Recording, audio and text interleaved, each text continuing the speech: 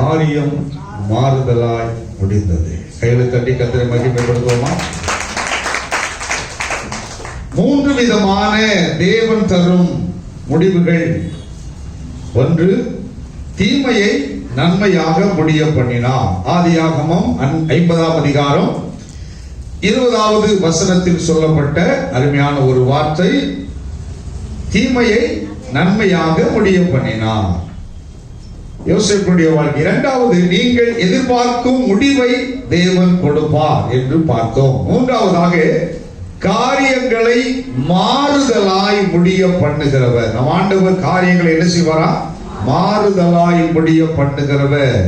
இந்த நாளிலே நமக்கு விரோதமாய், நம்ம குடும்பத்துக்கு விரோதமாய், நம் பிள்ளைகளுக்கு விரோதமாய், நம்முடைய தொழிலுக்கு விரோதமாய், நம்முடைய வேலைக்கு விரோதமாய் யாரெல்லாம் செயல்பட்டாங்களோ அந்த காரியங்கள் எல்லாவற்றையும் ஆண்டவர் மாறுதலாக முடித்து கொடுக்க போகிறார். அல்லேலூயா. ஐயா தட்டி கர்த்தரை மகிமைப்படுத்துவோமா? ஒரு மாற்றத்தை ஆண்டவர் நமக்கு கொண்டு வர போகிறார். தேதி வேற கொடுத்துட்டார். என்ன மாதம்? ஆதார் மாதம் 12ஆம் மாதம் 13ஆம் தேதி 13/12/12 என்று சொல்லி போட்டிருக்கு. பாருங்க, ஆண்டு அந்த காலத்தில் அவ்வளவு அருமையாக கொடுத்துருக்கு. உடனே 13/12 உடனே இந்த மாசம் அந்த மாசம் அப்படி எல்லாம் பார்க்காதீங்க. இது யூதனுடைய காலண்டர். ஆக்சுவலா இது மார்ச் மாதத்துல 14-15ஆம் தேதி தான் இந்த தேதி குறிக்கும். அல்லேலூயா, அல்லேலூயா. இங்கே சொல்லப்பட்ட ஒரு காரியம், மாறுதலை ஆண்டவர் காண செய்ய போகிறார். ஒரு மாறுதலான முடிவை தேவன் யாருக்கு கொடுத்தார் என்று சொல்லி நாம் தியானிக்க போகிறோம். அது போலவே நம்முடைய வாழ்க்கையிலும் ஒரு பெரிய மாறுதலான ஒரு முடிவை தேவன் கொடுத்து நம்மை ஆசீர்வதிக்க போகிறார். அல்லேலூயா. 127 நாடுகளை அரசாண்ட தரியு என்கிற ஒரு ராஜா 127 நாடுகளை அரசாண்டு கொண்டிருக்கிறார். அவருடைய ஆட்சியானது மிக நேர்த்தியாக இருக்கிறது. பொற்காலம் என்றே சொல்ல முடியும். நல்ல ஒரு அரசாட்சி செய்து கொண்டிருக்கிறார். அவனுக்கு பின்பாக அவனுடைய மகனாகிய அகாஸ்வேரு ராஜா, முதலாம் அகாஸ்வேரு ராஜா பதவி ஏற்கிறார். தேசத்திலே ஒரு பதவி ஏற்பு. அகாஸ்வேரு ராஜா பதவி ஏற்று தன்னுடைய அரசாட்சியை 3 ஆண்டுகளாக மிக நேர்த்தியாக அவன் அரசாண்டிருக்கிறான். எல்லா இடங்களிலும் செழிப்பு, திரும்பும் திசையெல்லாம் ஐஸ்வர்யத்தின் மேன்மை. எல்லா இடங்களிலும், எந்த இடத்திலும் ஒரு குறைவு இல்லாத ஒரு ஆட்சி.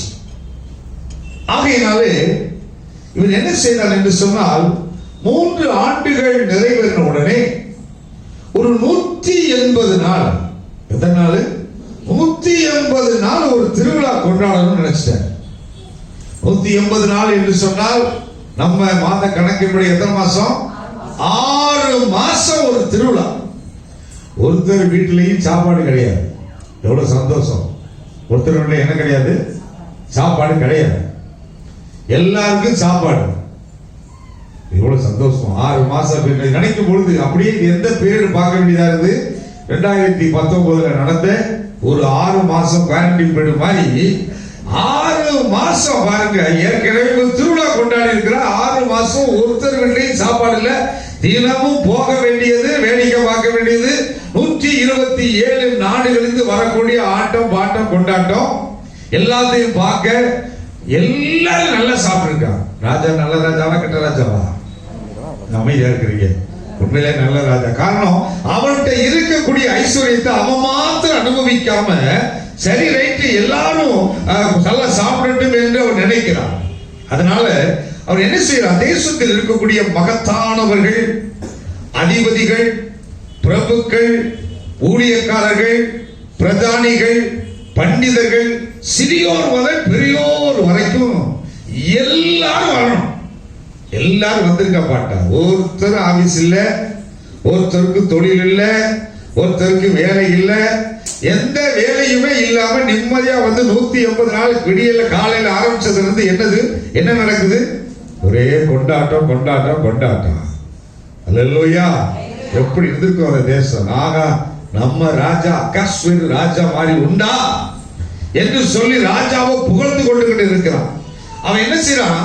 தம்முடைய தேசத்தின் மகத்துவத்தின் மேன்மை, தன்னுடைய தேசத்தின் மகிமையான ஐஸ்வர்யம் என்ன என்பதை எல்லா ஜனங்களும் கண்டுகொள்ளத்தக்கதாக அவன் என்ன செய்கிறான்? அவனுடைய சிறந்த பிரதாபத்தை குறித்து எடுத்து சொல்லக்கூடிய நாடகங்கள் நடக்குது, காட்சிகள் நடக்குது, செயல்பாடுகள் நடக்குது. இப்படி என்று சொல்லி அங்கே பெருமைகளை பறைசாட்டுகிற ஒரு இடமாக ஒரு நாட்களாக அந்த நாளை நியமித்திருந்தார். தேசமே மகிழ்ச்சி, அப்படியே பயங்கர சந்தோஷமா இருக்குது. கையோட்டி அல்ல சொல்லுங்களேன், அது ரிலாக்ஸா இருக்கும். அல்லேலூயா. கையோட்டி அல்ல சொல்லுவோம். 180 நாள் முடிஞ்சு கடைசி ஒரு 7 நாள் என்ன செய்யறாரு? ஒரு நல்ல விருந்து கொடுக்கணும், இன்னும் நல்ல விருந்து கொடுக்கணும் என்று சொல்லி அவன் சிங்கார தோட்டம் என்ற ஒரு பெரிய தோட்டம், அந்த தோட்டத்திலே சிங்கார வனம் என்ற ஒரு அழகான பெரிய மாளிகையை கட்டி வைத்திருக்கிறான். அங்க பாத்தீங்கன்னா இந்த ஜன்னல் எல்லாம் பாத்தீங்கன்னா ப்ளூ கலர் ஸ்கிரீன் போடப்பட்டிருக்குது. கதவுல எல்லாம் பாத்தீங்கன்னா ஒயிட் கலர் ஸ்கிரீன் போடப்பட்டிருக்கிறது. ஆங்காங்கே பாத்தீங்கன்னா பச்சை கலர் ஸ்கிரீன் போடப்பட்டிருக்கிறது. அந்த மண்டபம் முழுவதும் பெரிய பெரிய மெத்தையில பெரிய மெத்தையில பொற்சரிகை போடப்பட்டிருக்கிறது. அதாவது வெள்ளி சரிகை போடப்பட்ட மெத்தைகள், பொற்சரிகை போடப்பட்ட மெத்தைகள் எல்லாம் போடப்பட்டு அந்த மண்டபமே ஒரு பெரிய ஐஸ்வர்யவான்கள் தங்குகிற ஒரு மண்டபமாய் மாற்றப்பட்டிருக்கிறது. அது மாத்திரமல்ல, அது வந்து ராஜா என்ன செய்வாராம்? கோடை காலத்திலே வந்து தங்குகிற ஒரு மண்டபம், பெரிய மண்டபம். 127 தேசத்திலிருந்து பிரபுக்கள் வந்திருக்கிறாங்க, எல்லாம் தங்குகிறாங்க. தோட்டம் முழுவதும் ஆங்காங்கே எங்க பார்த்தாலும் டீ காஃபி கேன் வைக்கப்பட்டிருக்கிறது. என்ன கேன் வைக்கப்பட்டிருக்கிறது? Tea coffee. இப்ப நம்ம வைக்கிறது போல அங்க என்ன வச்சிருக்க? விருந்துக்கு தேவையான திராட்சை ரசங்கள் எல்லாம் வைக்கப்பட்டு கொண்டிருக்கிறது. வரிசை பிரகாரமாக வரிசையா போய் என்ன செய்ய? நல்லா சாப்பிடுங்க, நல்ல சந்தோஷமா இருங்க என்று சொல்லி 7 நாளும் விருந்து. எப்படி இருக்கும்? அல்லேலூயா சொல்லுங்களேன். நினைச்சு பார்க்கும்போது 7 நாள் ராஜ விருந்து. அல்லேலூயா, ராஜ விருந்து. சில பேர் பாருங்க, இந்த ஃபாரின்ல இருந்து வருவாங்க. ஃபாரின்ல இருந்து வந்த உடனே அவங்க முதல்ல கேட்கிற ஒரு கேள்வி என்ன தெரியுமா? ஃபாரின்ல இருந்து வந்தவரை பார்த்த உடனே, எங்க ஃபாரின்ல இருந்து எனக்கு என்ன வாங்கிட்டு வந்தீங்க? முக்கியமா அவங்க எதிர்பார்ப்பு என்ன? ஒரு சாக்லேட் வாங்கி கொடுத்து, ஃபாரின் சாக்லேட், துபாய் சாக்லேட் ஏர்போர்ட்ல வந்தது பயங்கரமா சாப்பிடுவாங்க. நல்லா ஒண்ணு புரிஞ்சு கொள்ளுங்க. இன்னைக்கு சில காலத்திட்டத்துக்குள்ள சில பேர் என்ன செய்வாங்கன்னா, திடீர்னு இப்படிதான் ஒருத்தர் கடைகள், அதாவது ஃபாரின்ல இருந்து விற்கக்கூடிய சாக்லேட்ஸ் கடைகள் மதுரையில இருக்குது. அதே கடையில நின்று பார்த்து கொண்டு இருக்கிறோம். பார்த்துட்டு வாங்கிட்டு போயிட்டாரு. வாங்கிட்டு போனவர் பாத்தீங்கன்னா திடீர்னு அந்த ஃபெல்லோஷிப் மீட்டிங் முடிஞ்ச உடனே எல்லாரும் கூட்டம், முக்கியமான ஆள், அவர் ஃபாரின் போயிட்டு வந்தவர். ஃபாரின் போயிட்டு வந்தவாங்க எல்லாருக்கும் உங்களுக்கு சாக்லேட் கொடுத்தாரு. என் கூட வந்தவர் வாய் சும்மா, நான் சொன்னேன் சும்மா இல்லையா, அல்ல ஒன்றும் சொல்லாத, வாய் கரெக்டா பேசுவார். அவர் நல்ல ஒரு துடிப்பான பாஷை. அவர் என்ன சொன்னாரு? பாஷை அவங்கள முந்தா நாள் நான் கடையில பார்த்தோமே, அந்த கடையில என்று சொல்லி அவர் அதெல்லாம் வேற அவர் சொல்லிட்டு சொன்ன அரசியல் இதெல்லாம் சகஜப்பான்னு சொல்லிட்டு, அதனால நல்லா புரிஞ்சு கொள்ளுங்க. ஃபாரின்ல இருந்து போயிட்டு வந்தாங்க, சாக்லேட் கொடுத்தா பார்த்தா ஓ ஃபாரின் சாக்லேட் சொல்லி அது பெரிய விருந்தா நினைக்காதீங்க.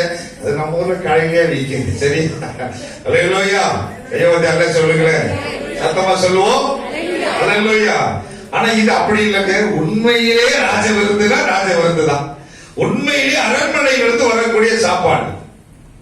முதல் நாள் சாப்பிட்டு முடிச்சிட்டாங்க, 2ஆம் நாள் முடிச்சிட்டாங்க. ராஜா பெரிய சிங்காசனத்தில் அமர்ந்திருக்கிறார். அவரை சேவிப்பதற்கு 7 பேர் பக்கத்துல இருப்பாங்க. அவருடைய சமூகத்தை சேவிக்கிற 7 நபர்கள் வரிசையா நிற்கிறாங்க. அவருக்கு முன்பாக ஒரு 7 பெரிய சிங்காசனம் வைக்கப்பட்டிருக்கிறது. அந்த 7 சிங்காசனத்திலையும் 7 அதுல அமரத்தக்க ஒரு 7 பேர் இருக்கிறாங்க. கர்சோனா, சேதார், அத்மாதா, தர்சீஸ், மேரேஸ் என்று சொல்லி, அது மாத்திரமல்ல மெமுகான் என்று சொல்லி 7 பேர் உட்கார்ந்து இருக்கிறாங்க. அவங்க தான் உட்காரணும், வேற யாரும் உட்கார முடியாது. உட்கார்ந்து இருக்கும் போது விருந்தினுடைய உச்சகட்டம், அந்த கடைசி நேரம், லாஸ்ட் சொல்லுவாங்க, கிளைமாக்ஸ் வருது, முடிய போற நேரத்துல ராஜா என்ன செய்யறாருன்னா 127 நாடுகளில் வந்திருக்கக்கூடிய அதிபதிகளுக்கு முன்பதாக, தேசாதிபதிகளுக்கு முன்பதாக, பிரபுக்களுக்கு முன்பாக தன்னுடைய மனவாட்டியை அறிமுகப்படுத்தும்படியாய் ராஜஸ்ரீயை அழைத்து அனுப்பி அவளை காண செய்யத்தக்கதான ஒரு காரியத்தை அவர் ஏற்பாடு பண்ணுகிறார். அப்பொழுது அழைப்பு விடுக்கப்படுகிறது.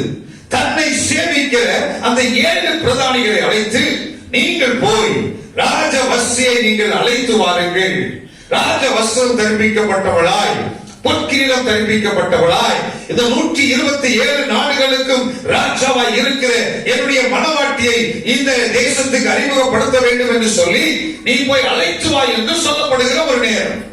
இந்த 7 பேர் போறாங்க. 7 பேர் போய் அங்கே அரண்மனைக்கு போறாங்க. அந்த மண்டபத்தில் பாத்தீங்கன்னா அந்த ராஜஸ்ரீயாகிய வஸ்தி அவளை என்ன செய்தாளா, அங்கே தன்னோடு கூட இருக்கக்கூடிய பெண்களுக்கு, சூசான் அரண்மனை இருக்கக்கூடிய பெண்களுக்கு, சூசான் தேசத்தில் இருக்கக்கூடிய நல்ல கனமுடைய ஸ்திரீகளை எல்லாம் அழைப்பித்து அவள் என்ன செய்கிறாள், பெரிய விருந்தை கொடுத்து கொண்டிருக்கிறார். அவள் தன்னுடைய மகிமை பிரதாபத்தை காண்பித்துக் கொண்டிருக்கிறார். அந்த வேளையிலே கூப்பிட்ட பொழுது இவள் சொல்லிட்டா, சொல்ற ஒரு வார்த்தை என்ன சொன்னாலா, 10வது வசனத்திலே வாசிங்க. எஸ்தர் புஸ்தகம். களிப்பு நல்ல ஹை பிக்சர் இருக்கிறாரு. மகாரூபவதி ராஜஸ்திரி யாருங்க, அவர் சாதாரண அல்ல, இருக்கிற தேசத்திலே உலகத்திலே அழகிய அதான் மகாரூபவதி. அந்த ராஜஸ்திரியை அவருடைய சௌந்தரியத்தை, அவருடைய அழகை காண்பிக்கும்படியாக அழைப்பிக்கப்படுகிறார். அழைப்பிக்கும் பொழுது அவன் என்ன செய்தார்,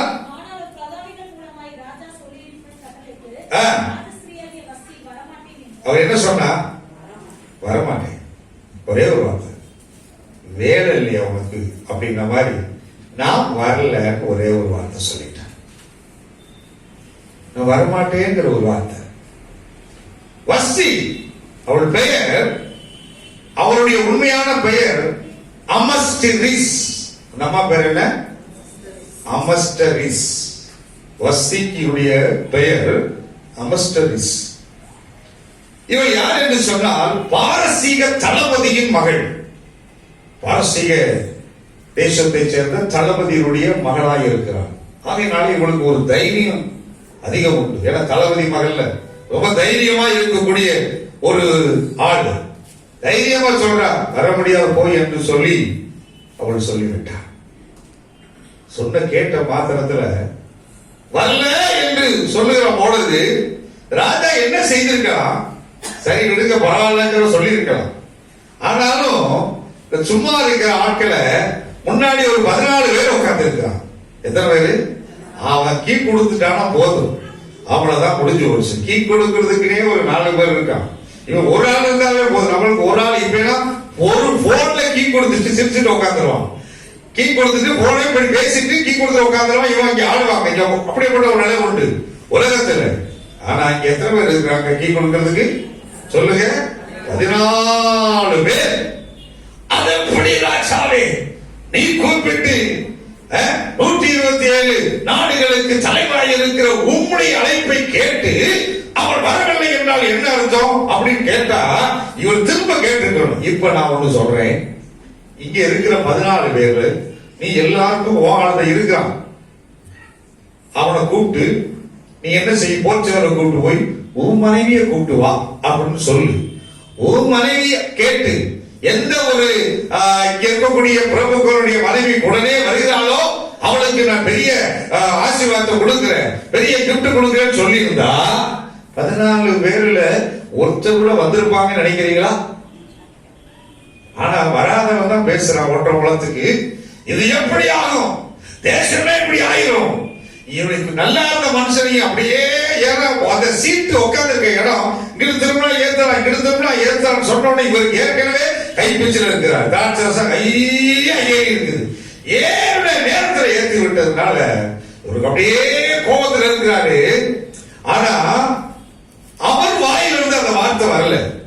வேதம் சொல்லுகிறது மெமுகான் என்பவன் எழும்புகிறான். மெமுகான் என்கிற ஒருவன் அவன் இங்கே எழுப்புவதை நாம் பார்க்க முடியும். வசனம் வாசிங்க. அப்பொழுது மெமுகான் பிரதியுத்தரமாக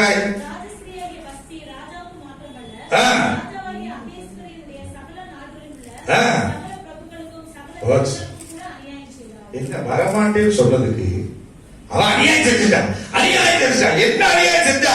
ராஜா கூப்பிட்டு வரல.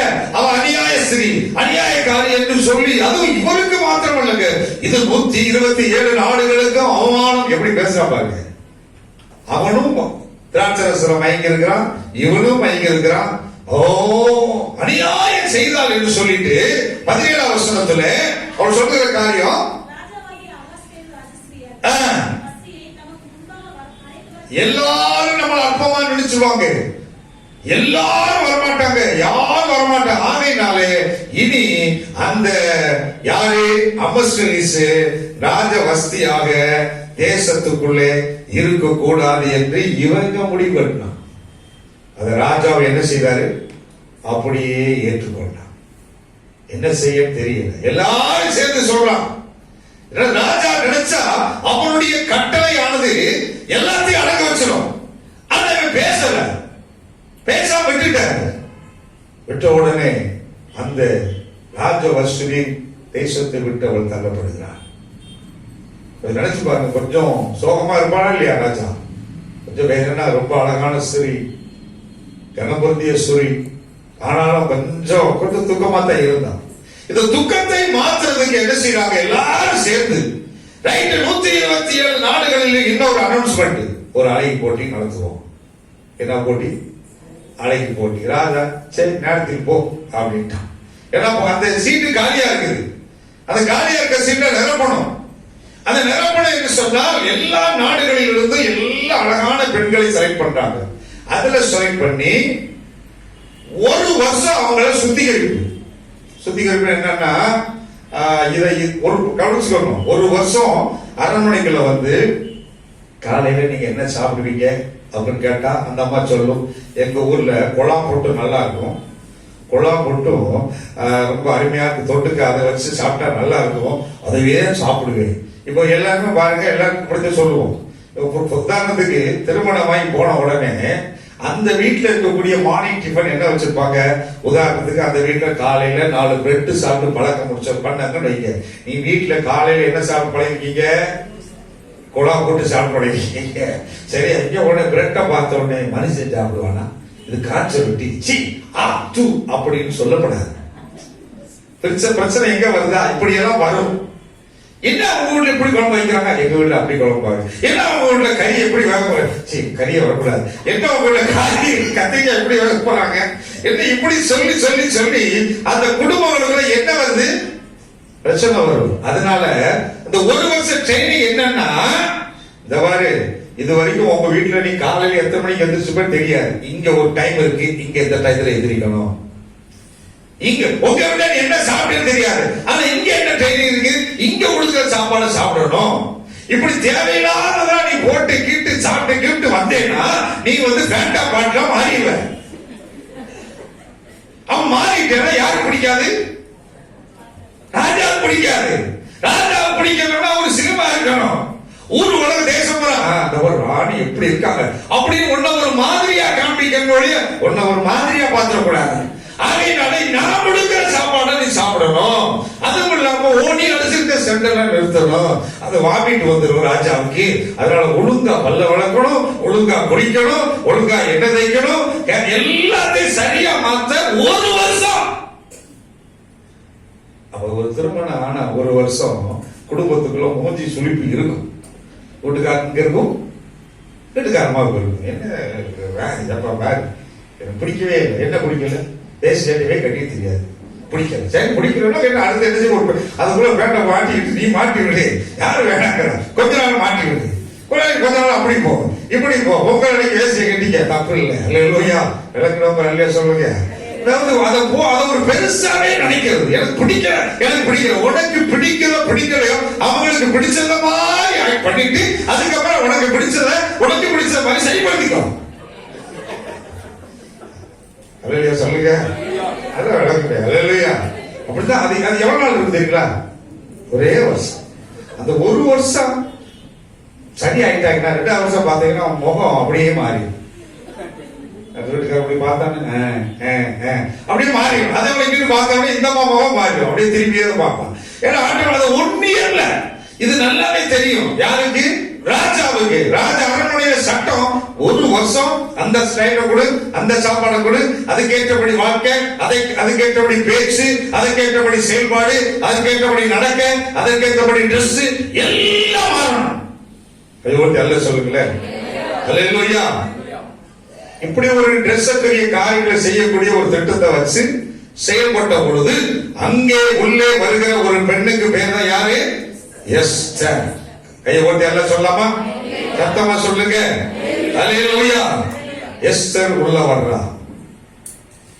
வாசிக்கலாம் எஸ்தரின் புஸ்தகம் 2ஆம் அதிகாரம் 16வது வசனம். அப்படியே எஸ்தர் ராஜாவாகிய அரசாளுகிற 7ஆம் வருஷம் கவனிங்க. இப்ப எத்தனாவது வருஷம் இருக்குது? 7வது வருஷம். ஏற்கனவே 1 இயர் ட்ரைனிங் கொடுத்தாச்சு. ராஜா பாதிக்கப்பட்ட வருஷம் எந்த வருஷம் பாதிப்புக்குள்ளானது? அதாவது வீட்டுக்காரமா விட்ட வருஷம் எந்த வருஷம்? ஆமா, 3வது வருஷம் 6ஆம் மாதம் 180 நாள் இல்லையா? 180 நாள். சோ 3வது வருஷம் 6ஆம் மாசத்துல இவருக்கு பிரச்சனை வந்து போனது. இப்ப எத்தனாம் மாசம் உள்ள வர்றா? 7வது வருஷம். அப்ப ஆட்டோமேட்டிக்கா 7 வந்து கொண்டு போகப்படுறான். ஆனாலும் அங்க தொடர்புல இருக்கிறான். சோ ராஜாவுக்கு இவளை பத்தி நல்லா தெரியும். அப்ப எத்தனை வருஷம் இந்த அருமையான எஸ்தர் மணவாட்டி அங்க இருந்திருக்கிறா? உள்ள வந்து எத்தனை வருஷம் ஆச்சு சொல்லுங்க? 3வது வருஷம் 6ஆம் மாதம்னா கிட்டத்தட்ட 4 வருஷம் ஆச்சு. ஒரு 4 வருஷம் எக்ஸ்பீரியன்ஸ் ஆயிடுச்சு. ஒரு 4 வருஷம் எக்ஸ்பீரியன்ஸ் ஆயிடுச்சு. 4 வருஷம் ஒரு தொடர்பு உண்டு.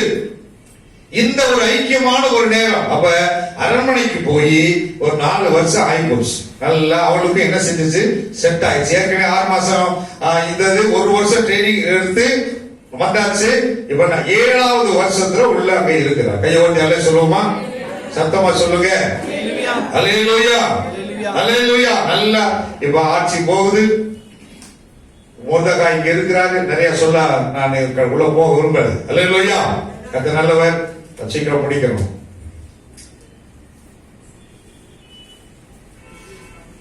பிரச்சனைக்குரிய காரியங்கள் உள்ள வந்தாச்சு. எஸ்தர் புஸ்தகம்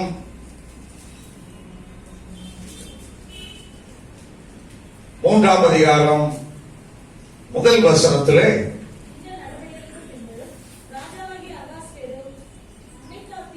அம்மெதத்தாவின் குமாரனாகிய ஆமான் என்னும் ஆகாகியனை மேன்மைப்படுத்தினான். இப்பதான் பிரச்சனை வர ஆரம்பிக்குது. ஆமான் என்கிற ஒரு சத்துரு என்ன செய்கிறான்? அவன் உள்ளே வருகிறான். ஆமான் என்னும் ஆகாகியன் இவன் யார் என்று சொன்னால் இவனுடைய முற்பிதாக்கள் அமலேக்கியர் இனத்தை சேர்ந்தவர்கள். இவருடைய முற்பிதாக்கள் அமலேக்கியர் என்று சொல்லப்பட்டவர்கள். இவர்கள் எப்பொழுதுமே யூதருக்கு பகைஞர்கள்.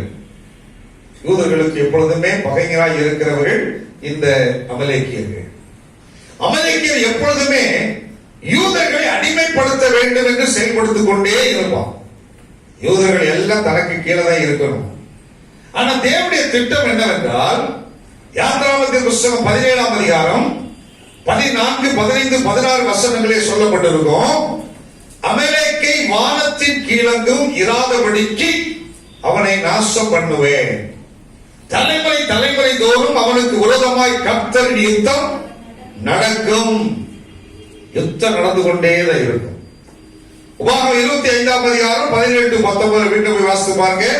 அமலேக்கியன் தேவனுக்கு பயப்படாமல் பல வீரரை எல்லாம் வெட்டினான் என்பதை நினைத்துக்கொள். நீ அமலேக்கின் பேரை வானத்தின் கீழ் இராதபடிக்கு அழிய பண்ண கடவா என்று சொல்லப்பட்டிருக்கிறது. அல்லேலூயா. சோ இவன் அமலேக்கியனால இந்த மொர்தெகாய் இவனுக்கு செலுத்தக்கூடிய கனத்தை அவன் செலுத்தவில்லை.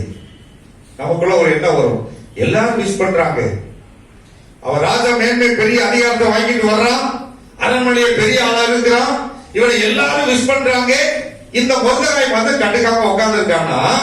காரணம் என்னவென்றால் அவன் ஒரு அமலேக்கியன். ஒரு அமலேக்கியனுக்கு ஒருபோதும் யூதன் தலை வணங்கவே மாட்டான். இது தேவனுடைய சித்தம். ராஜா கட்டளை போட்டாச்சு, ஆமா வரும்பொழுதெல்லாம் அனைவரும் வணங்க வேண்டும், நமஸ்கரிக்க வேண்டும், பணிய வேண்டும் என்று கட்டளை பிறந்த பொழுதும் இந்த மொர்தெகாய் அதற்கு கவலையே படல, தலை வணங்கல. காரணம் என்னவென்றால் அது தேவனுடைய வார்த்தைக்கு அவன் கீழ்ப்படிந்தவனாய் காணப்படுகிறான். அரசனே கட்டளை போட்டவன் அதை பத்தி கவலை இல்லை. பிரச்சனை இங்கே ஆரம்பிக்கும். விஷ் பண்ணல, அது ஒரு பெரிய இஷ்யூஸ். எங்க பார்த்தாலும் பாத்தீங்களா, இப்ப உதாரணத்துக்கு ஒரு கல்யாணத்துக்கு போறீங்க, உங்க சொந்த வந்த பழைய ஆட்கள் ஒரு பெரிய ஆட்கள் அப்படியே அசந்து வரும்போது அப்படியே அவங்களுக்கு நாம என்ன போட்டாகணும், ஒரு தோத்திரம் போடணும். ஒரு விஷ் பண்ணலன்னா அவங்க முகமெல்லாம் பார்த்தீங்கன்னா அப்படியே காயின் மாதிரி ஆயிடுவாங்க. யார் மாதிரி? காயின் மாதிரி.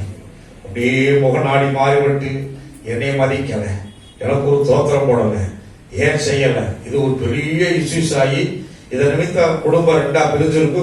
கடைசியில் என்னன்னு பார்த்தா அவங்க என்ன செய்யல, தோத்திரம். இது போட்டா என்ன அப்படின்னு ஒரு கேள்வி.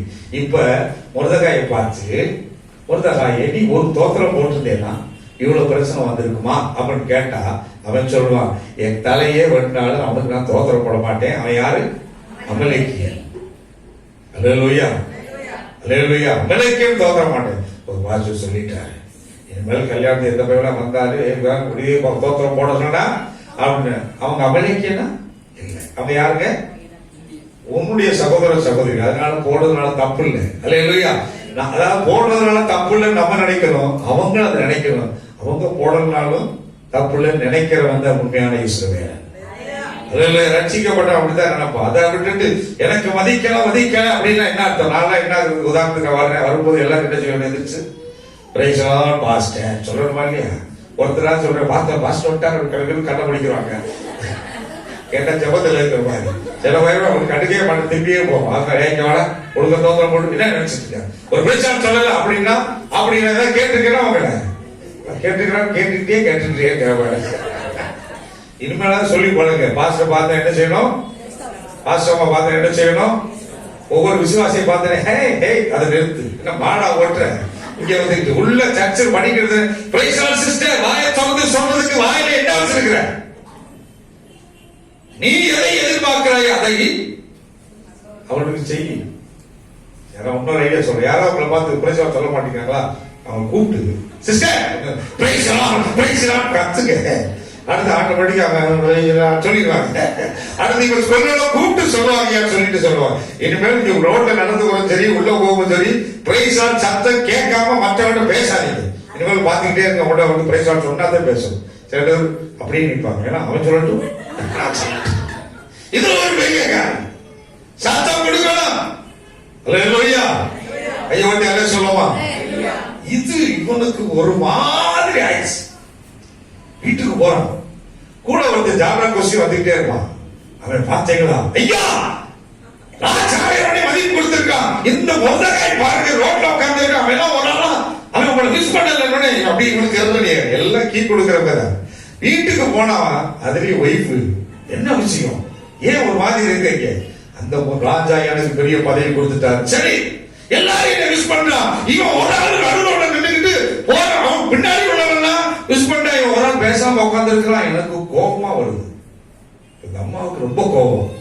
எப்படி அவன் பண்ணாம இருக்கிறான், மிஸ் பண்ணாம இருக்கான், அவனை ஒரு கை பார்க்கணும்.